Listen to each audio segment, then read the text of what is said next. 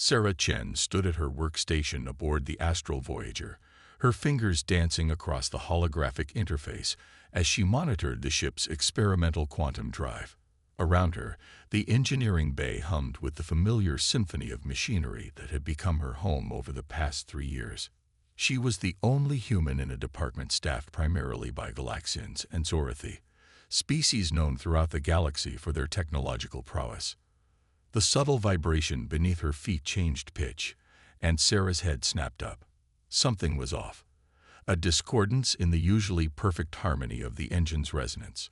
The Galaxian chief engineer, Varric, hadn't noticed yet, his attention focused on the routine maintenance schedules displayed on his terminal. "Chief," Sarah called out, her voice steady despite the growing unease in her gut. "We've got an anomaly in the quantum field harmonics." Varric's crystalline eyes shifted toward her, his facial ridges tightening in what she learned was an expression of dismissal.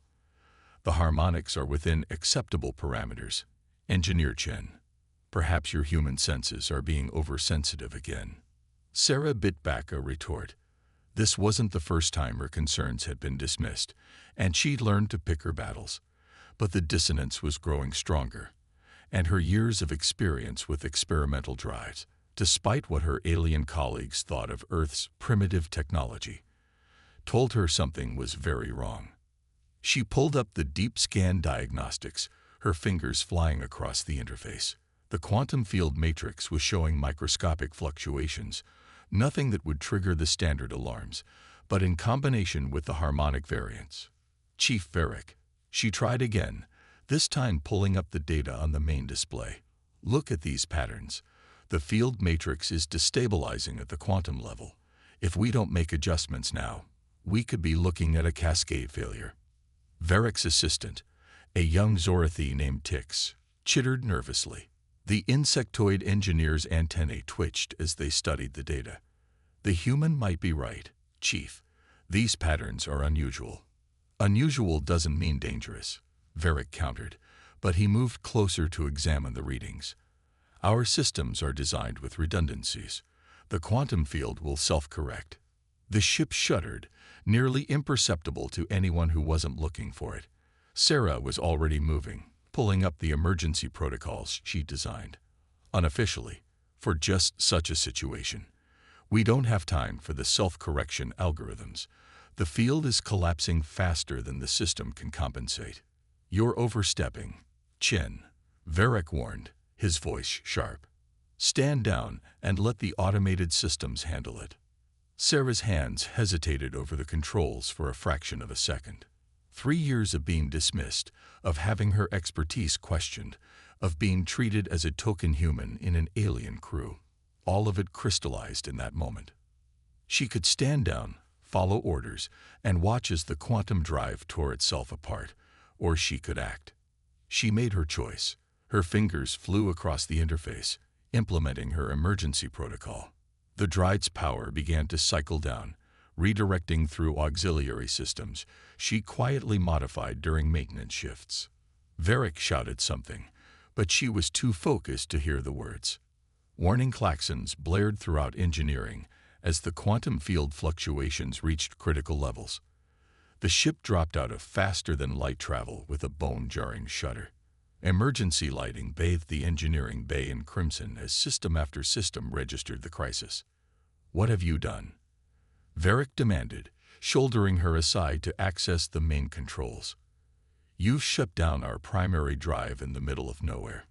"I've saved the ship," Sarah responded, pulling up the diagnostic readings. "Look at the field harmonics. We were 3 minutes away from a total collapse. The containment systems wouldn't have held." The data scrolled across the screen, and Sarah felt a grim satisfaction as Varric's expression shifted from anger to shock.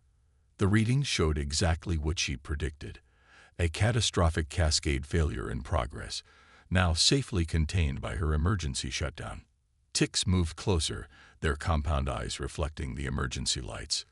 "These modifications to the auxiliary systems, they're brilliant. When did you implement them?" "Over the past year," Sarah admitted. "During routine maintenance, I saw the potential for this kind of failure and wanted to be prepared." Without authorization. Varric's voice was cold. You made unauthorized modifications to critical systems. Yes, Sarah met his gaze steadily.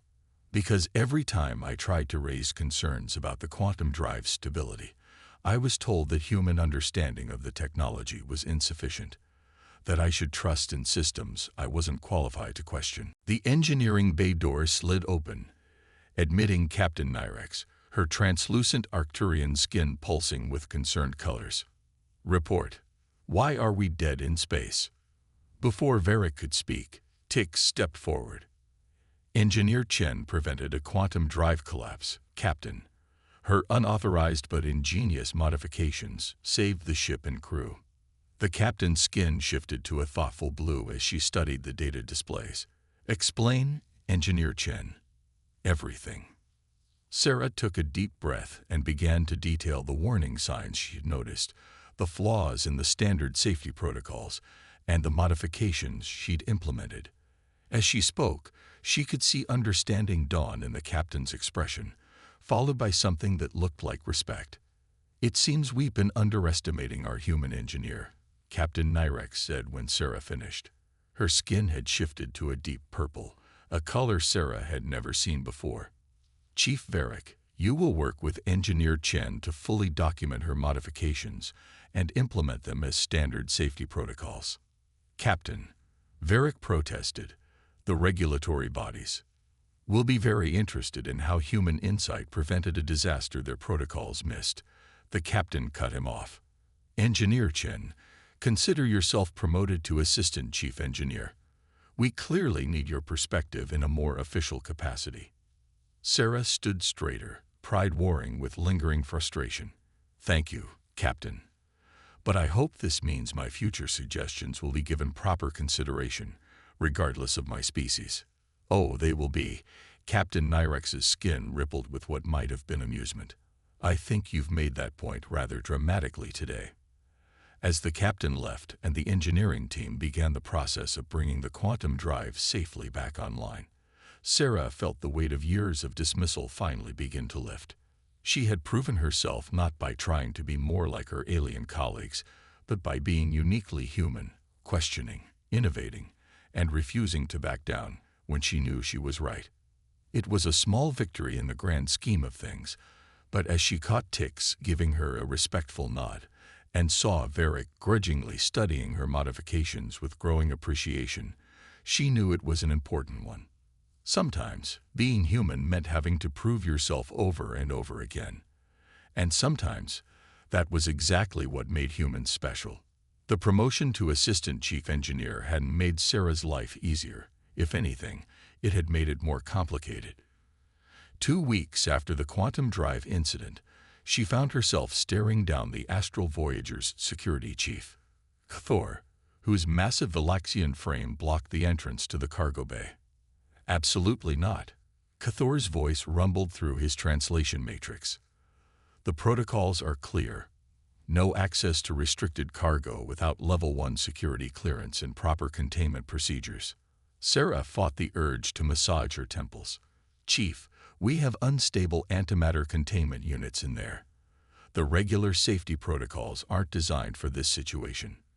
Behind her, Tix chittered nervously, their antennae twitching in agitation.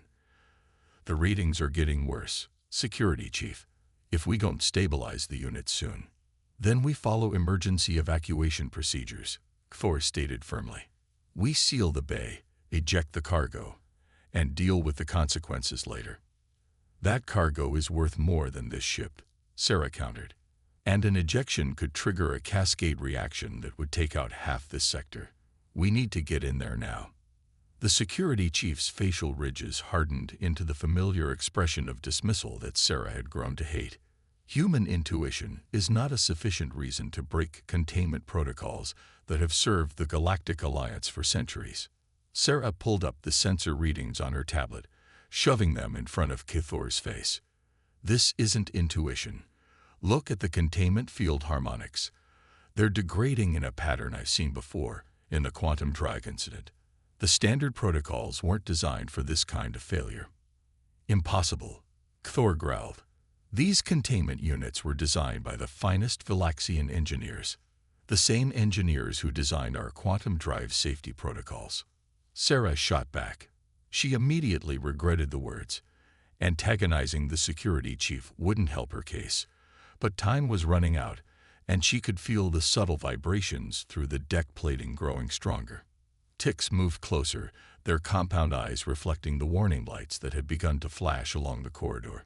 Security Chief, Engineer Chen's previous analysis saved our ship. Perhaps we should consider. Enough.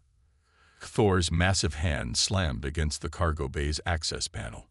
I am responsible for the safety of this ship and crew. We will follow proper procedures. Sarah watched as he began inputting the evacuation sequence. They had maybe 5 minutes before the cargo bay would be sealed and the antimatter units ejected into space. 5 minutes to prevent a disaster that would not only destroy billions in valuable cargo, but potentially create a chain reaction that could threaten nearby shipping lanes. She made her decision. Ticks, she said quietly. Remember that override sequence we discussed. The one for emergencies. The Zorathi engineer's antennae went rigid. The unauthorized one.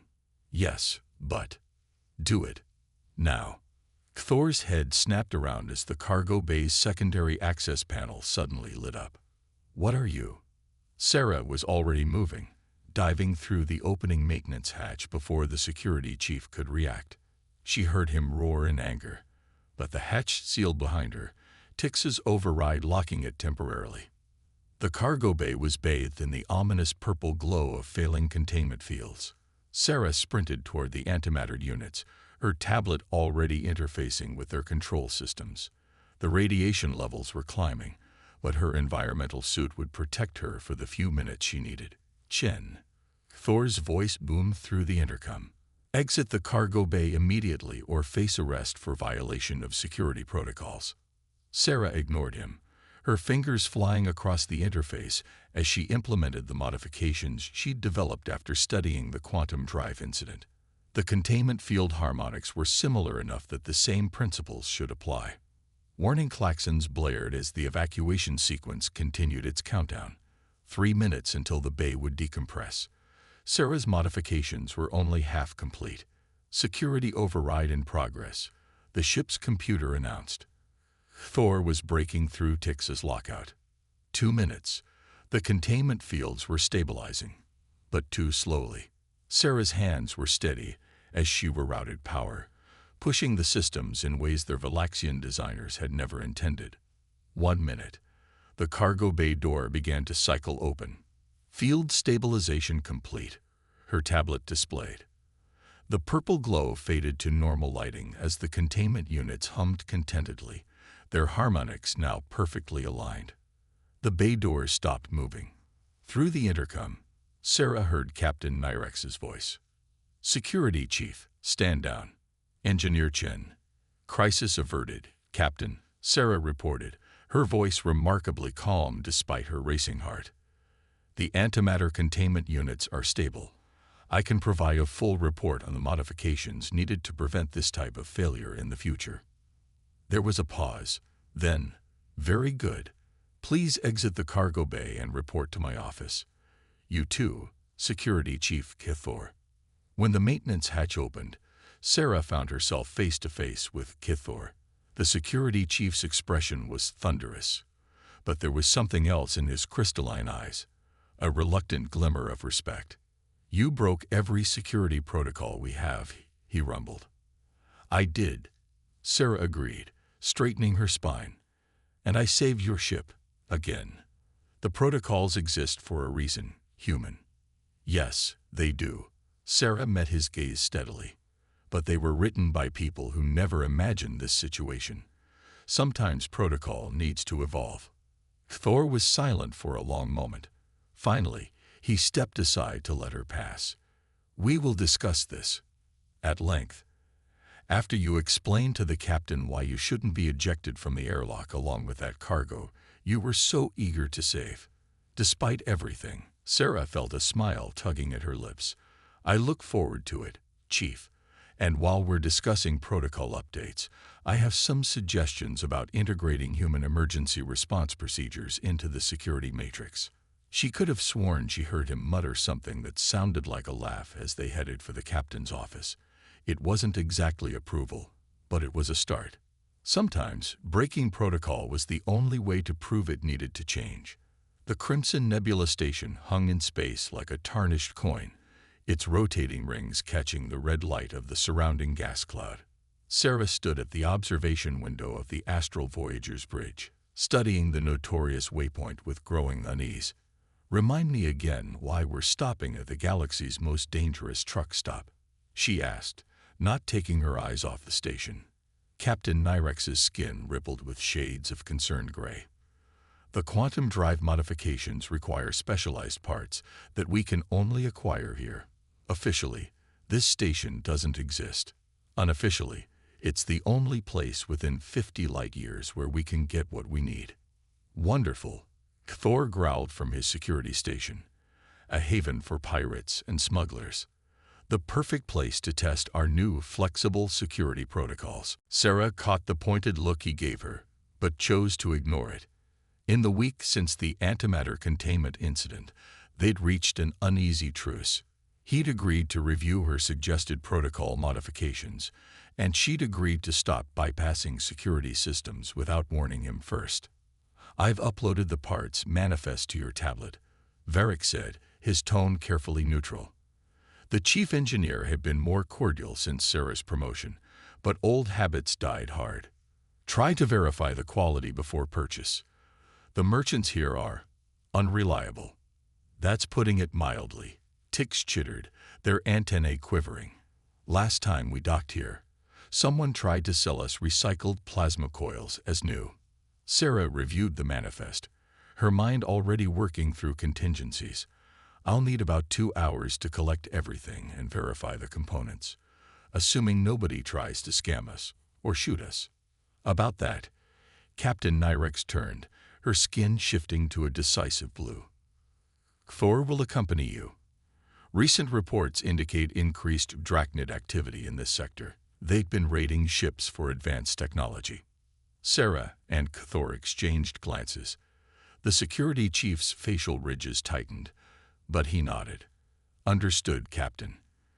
Though I still think sending our assistant chief engineer into this cesspit is unnecessarily risky. I can handle myself." Sarah patted the modified stunner at her hip, another of her unauthorized improvements that had eventually been approved. "Besides, I'm probably the only one who can spot if they try to pass off substandard parts." The docking procedure took longer than usual, the station's ancient systems struggling to maintain a stable connection. Sarah used the time to study the station's layout, marking potential escape routes and choke points. Her time aboard the Astral Voyager had taught her to think like Kithor, always prepare for the worst. When they finally boarded the station, the difference from legitimate ports was immediately apparent. The air was thick with the smell of various species, illegal substances, and poorly maintained life support systems. Merchants hawked their wares from cramped stalls, while heavily armed individuals of various species lounged in darkened corners. "Stay close," Kithor rumbled, his massive frame drawing attention despite his civilian clothes. "And try not to look too human." Sarah snorted. "Bit late for that, Chief." But she understood his concern. Humans were rare in this sector, and their reputation for technological innovation made them valuable targets. They made their way through the crowded marketplace, checking off items from their list. Sarah's expertise proved invaluable. She caught 3 attempts to sell them counterfeit components, and one particularly clever fake that even Varric might have missed.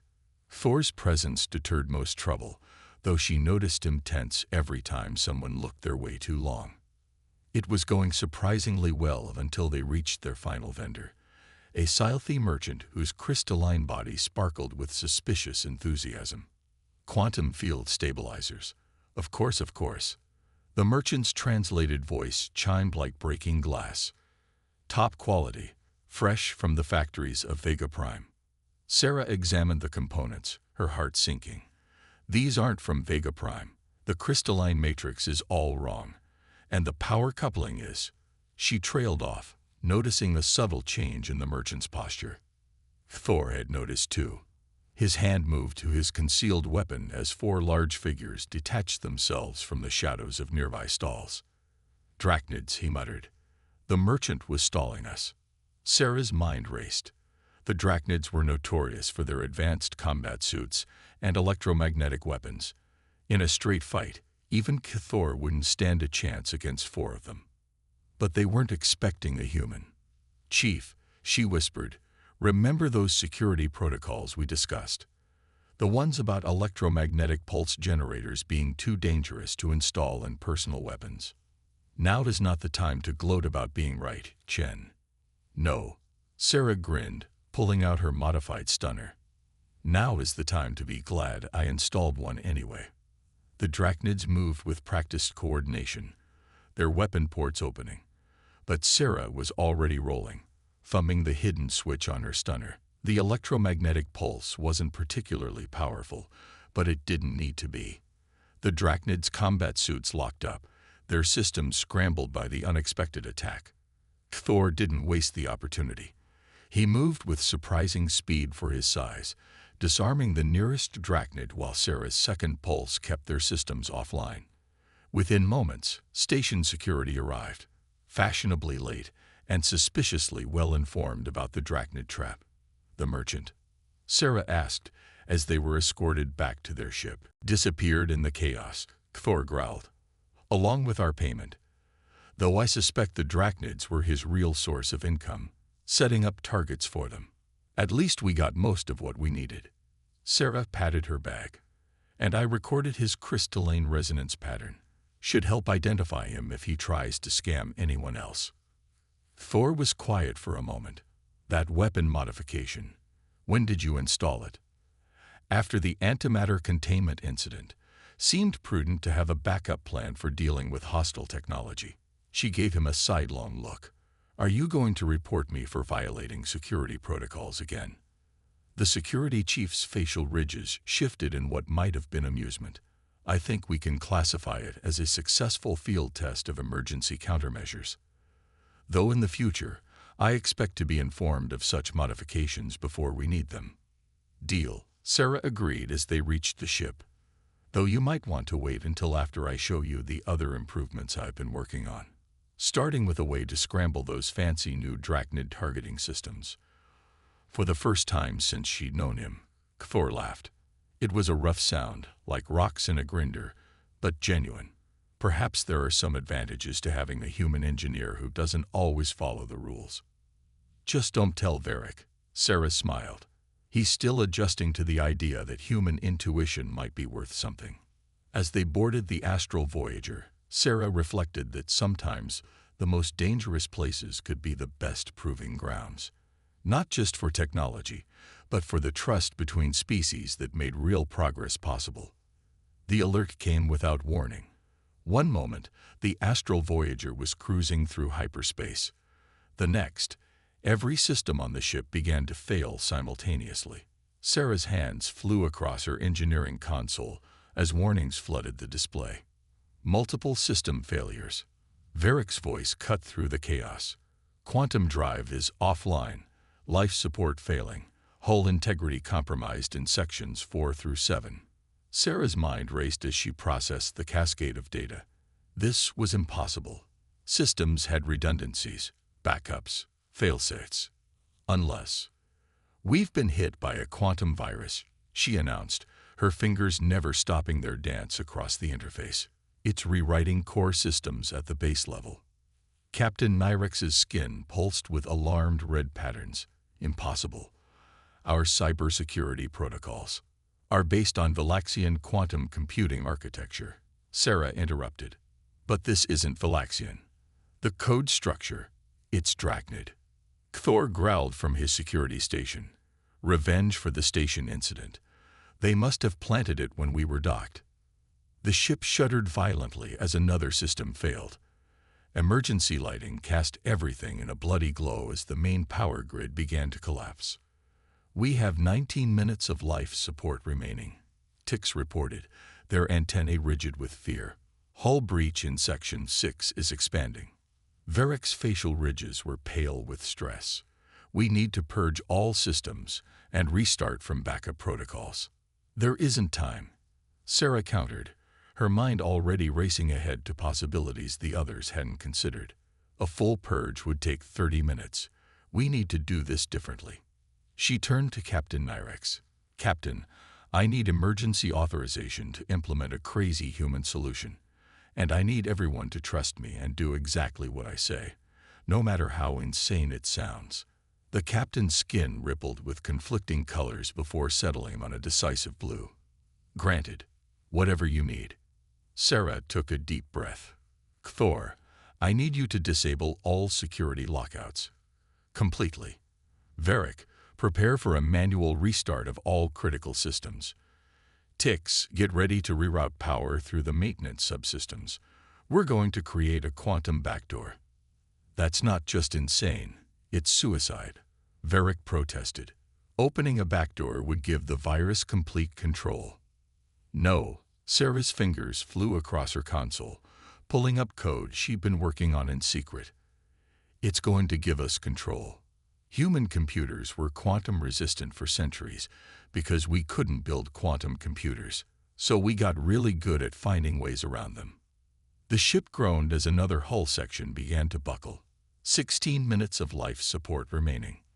What we're going to do, Sarah continued, uploading her program, is create a classical computing bridge inside the quantum system. Like running a wooden gear inside a fusion reactor. It won't make sense to the virus because it's looking for quantum responses. But it'll make sense to us. Understanding dawned in Tix's compound eyes. A primitive solution to an advanced problem.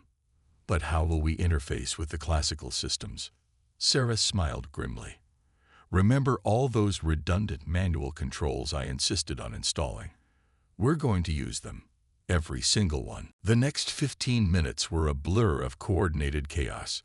Sarah's fingers flew across multiple interfaces, implementing solutions that violated every standard protocol in the book. Thor and Varric worked in perfect synchronization, their previous disagreements forgotten in the face of crisis.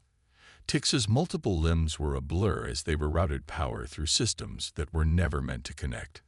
With 30 seconds of life support remaining, Sarah initiated her program. For a moment, every screen on the bridge went dark. Then, one by one, systems began to come online. Not with the usual smooth quantum transitions, but with rough mechanical precision. Classical computing forcing quantum systems into submission through sheer human stubbornness. Hull breach contained, Tix reported, their voice trembling with relief. Life support stabilizing. Quantum virus isolated. Thor added, it's trapped in a classical logic loop, like a predator chasing its own tail. Varric studied the readouts with amazement. These efficiency ratings are terrible. The power distribution is crude. The processing speed is a fraction of normal. But it's working. Sometimes, Sarah said, finally allowing herself to relax slightly, inefficient and reliable beats efficient and vulnerable. We can restore the quantum systems gradually, once we've completely purged the virus. Captain Nyrex moved to stand beside Sarah's station, her skin glowing with a deep purple that seemed to indicate both pride and amusement. It seems we owe our survival to humanity's technological backwardness. Not backwardness, Sarah corrected, sharing a knowing look with Thor. Just a different way of thinking. Sometimes the old solutions are the best ones, especially when your enemies aren't expecting them. The crisis had passed, but its impact lingered. As the crew worked to restore the ship's systems, Sarah noticed a subtle but significant change. There was no more dismissal in Varric's expression when she suggested an unorthodox solution. Thor actively sought her input on security protocols. Even Tix had begun incorporating what they called human redundancies into their engineering designs. It wasn't just about proving human worth anymore. It was about something more important, the recognition that true progress came not from one species' technology dominating another, but from learning to combine their strengths. The astral voyager might never be the same, but Sarah suspected it would be stronger for it. As she helped Varric implement new hybrid security protocols that combined quantum and classical computing principles, Sarah couldn't help but smile. Sometimes it took a crisis to break down the barriers between species and create something new, something better than either could achieve alone. 2 months after the quantum virus incident, the Astral Voyager hung in orbit above the Galactic Alliance's Technology Review Board station. Sarah stood before the assembled board members, a collection of the most respected engineers and scientists from a dozen species, and tried not to fidget as they reviewed her proposed modifications to standard chip systems. The vast chamber was silent except for the occasional murmur as board members discussed her presentations among themselves. Varric stood to her right, his usual stoic expression replaced by something that might have been pride. Thor and Tix flanked her other side, while Captain Nyrex's skin swirled with confident patterns as she watched from the gallery. The head of the board, an ancient Phylaxian whose facial ridges were etched with centuries of experience, finally looked up from his display. Engineer Chen, your proposals represent the most significant departure from standard protocols we have seen in 50 years. Sarah straightened her spine. Yes, Administrator, but the evidence is compelling, he finished, surprising her. Your hybrid classical quantum systems, while theoretically less efficient, have demonstrated remarkable resistance to both conventional and quantum-based attacks. Your manual backup protocols, while seemingly primitive, provided a solution to a threat we had not anticipated. Another board member, a Zorathi elder, chittered thoughtfully. The implementation of human redundancy principles alongside our advanced systems shows promising results, but the cost in terms of efficiency is offset by the increased security and reliability. Kithor interrupted, stepping forward. Speaking as Chief of Security, I can confirm that these modifications have improved our response capabilities significantly. The recent Drachnid attack proved that. Sarah felt a surge of gratitude for his support. The security chief had become one of her strongest advocates, especially after her hybrid systems had helped them track down and neutralize the Drachnid pirates responsible for the virus attack. Varric cleared his throat, drawing attention. As chief engineer, I initially had reservations about Engineer Chen's modifications. They seemed unnecessary, inefficient, even primitive by our standards. He paused, his facial ridges shifting in what Sarah now recognized as embarrassment. I was wrong. The combination of human ingenuity with our advanced technology has created something greater than either alone. The board members murmured among themselves. Sarah waited, her heart pounding but her expression calm. She learned that sometimes the hardest part of being human among aliens was simply standing your ground and letting your work speak for itself. There is one other matter, the administrator said, pulling up a new display. We have reviewed the incident reports from your ship. Engineer Chen, you have consistently violated standard protocols, bypassed security measures, and implemented unauthorized modifications. By our traditional standards, these actions would warrant severe reprimands, possibly even removal from service. Sarah felt her crewmates tense beside her, but she kept her voice steady. With respect, Administrator, those violations saved lives and protected both ship and crew. Sometimes protocols need to evolve. Precisely, the Administrator's facial ridges shifted into what might have been a smile, which is why this board is recommending not only the implementation of your modifications across the fleet, but also the creation of a new position, Director of Hybrid Technologies. We need someone to oversee the integration of human engineering principles with our existing systems, someone who understands both the importance of protocols and when to break them. It took Sarah a moment to process his words. Are you offering me the position? Unless you prefer to remain aboard the Astral Voyager. Sarah looked at her crewmates. No, her friends. Captain Nyrex's skin was glowing with pride. Kithor's usually stern expression had softened into something like affection. Tix's antennae were waving in celebration, and even Varric seemed genuinely pleased. I appreciate the offer, Sarah said carefully, but my place is with my ship. However, I would be happy to establish a development program to train others in hybrid engineering principles. Perhaps we could create teams of human and alien engineers working together, learning from each other." The administrator's facial ridges shifted in approval. "An excellent suggestion. We will establish the program under your oversight while allowing you to maintain your position aboard the Astral Voyager." As the formal proceedings concluded and congratulations were offered, Sarah found herself surrounded by her crew. Captain Nyrex's skin was cycling through colors Sarah had never seen before. "Well done, Engineer Chin," the captain said warmly. "Though I hope this new responsibility won't interfere with your regular duties. We've grown rather accustomed to your unorthodox solutions." "Don't worry," Sarah grinned. "I've got plenty more modifications in mind." "Right, Chief?" Thor groaned. "More protocol violations to document." "Wonderful. Think of it as job security," Tix chittered. "Someone has to keep our human in line."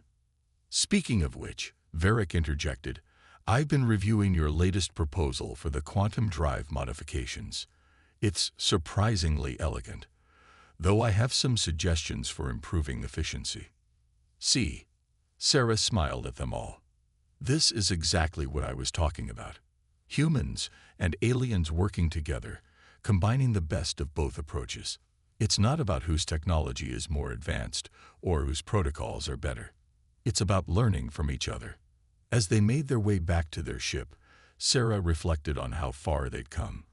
From being the token human engineer, barely tolerated and frequently dismissed, to being respected not just for her abilities, but for her humanity itself. It wasn't just about earning respect. It was about proving that differences could be strengths, that progress came from cooperation rather than competition. The Astral Voyager waited for them, its hybrid systems humming with the perfect combination of quantum precision and human ingenuity. Sarah Chen, Assistant Chief Engineer and newly appointed Director of Hybrid Technologies, headed home with her crew, ready for whatever challenges the galaxy might throw at them next. After all, some of humanity's greatest achievements had come not from being the most advanced, but from finding new ways to solve old problems. And out here among the stars, that was a skill worth its weight in antimatter.